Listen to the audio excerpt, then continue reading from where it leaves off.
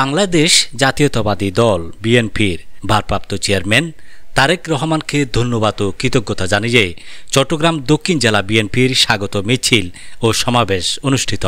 বাঁশখালী হতে আমানত করিমের প্রতিবেদনে বিস্তারিত। চট্টগ্রাম দক্ষিণ জেলা বিএনপি জেলা কমিটির ঘোষণা করায় বিএনপির ভারপ্রাপ্ত চেয়ারম্যান তারেক রহমানকে ধন্যবাদ ও কৃতজ্ঞতা জানিয়ে চট্টগ্রাম দক্ষিণ জেলা বিএনপির স্বাগত মিছিল ও সমাবেশ অনুষ্ঠিত হয়।